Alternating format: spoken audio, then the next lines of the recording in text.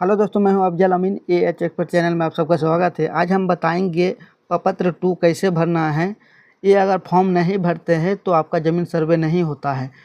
सबको ये फॉर्म भरना ज़रूरी होता है, भरना ही होता है।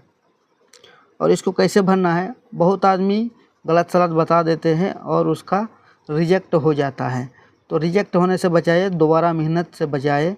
आप इस वीडियो में आए तो अंत तक ज़रूर देखिए और फॉर्म कैसे भरते हैं वीडियो देख लीजिए और एक ही बार में जाके सबमिट कर दीजिए, कार्यालय हो या चाहे आप ऑनलाइन करते हो। जिस प्रकार आपको करना है सर्वे उस पर कर सकते हैं, ऑनलाइन हो या चाहे ऑफलाइन हो।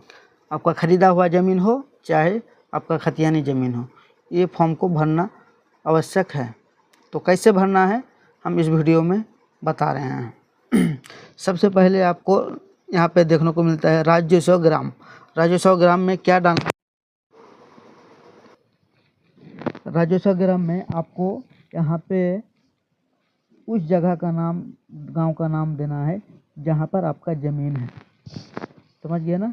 जहाँ पर आपका ज़मीन है, नहीं कि आपका मतलब कि आप रह रहे हैं उसी गांव का नाम लिख रहे हैं, वो नहीं करना है। आपको जहाँ का ज़मीन है वहाँ का आपको एड्रेस फिलअप करना है, वहाँ का गांव लिखना है।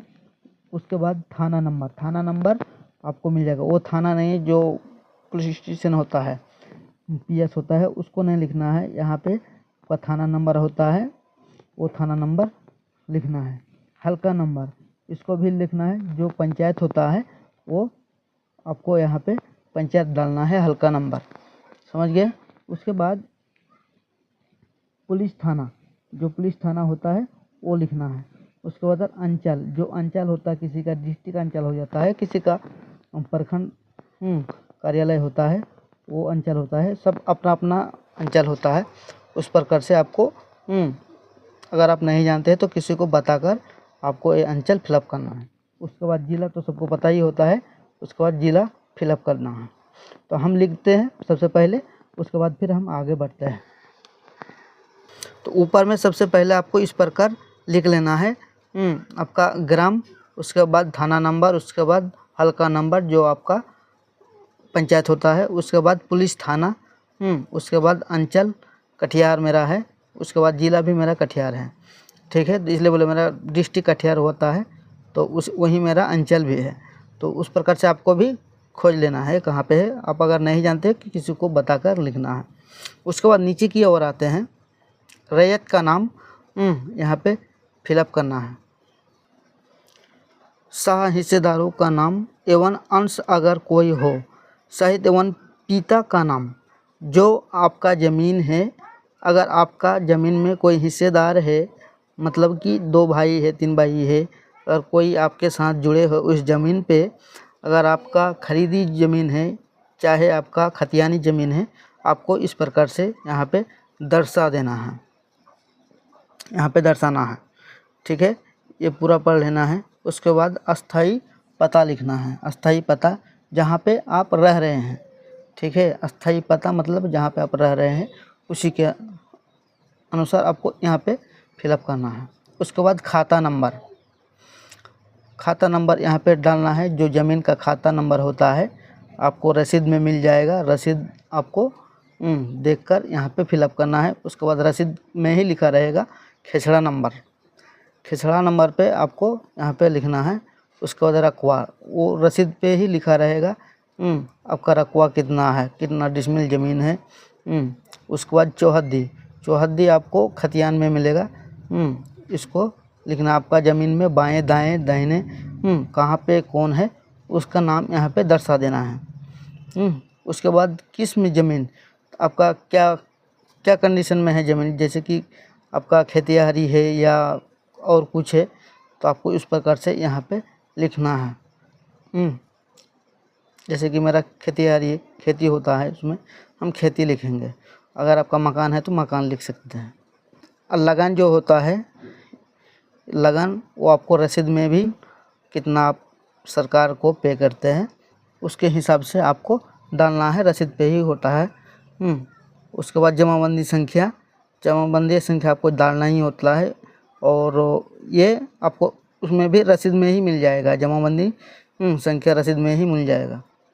भूमि पर दावा का आधार तथा उत्तराधिकार, दान प्रक्रिया, बंदोबस्त, अन्य।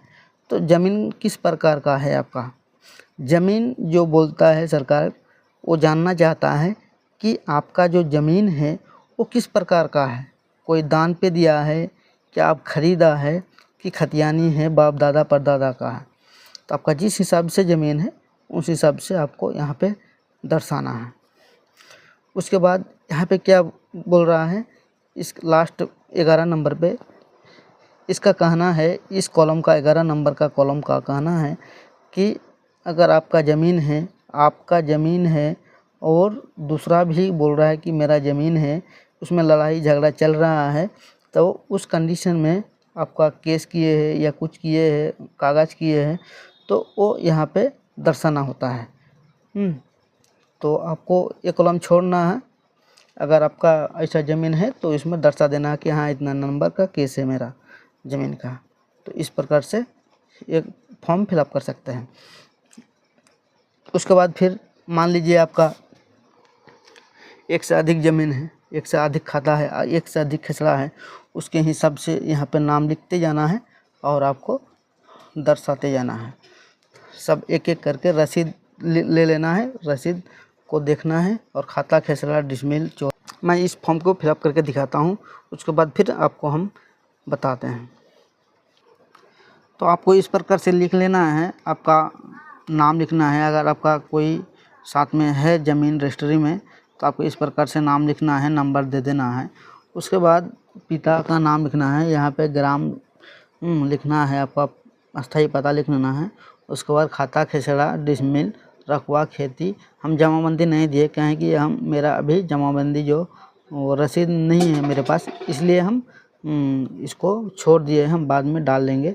उसके बाद मेरा खरीदी वाला ज़मीन है, खरीद लिख ले, यहाँ पे कोई मेरा केस उस नहीं चलता है ज़मीन में, इसलिए नहीं डाल दिए।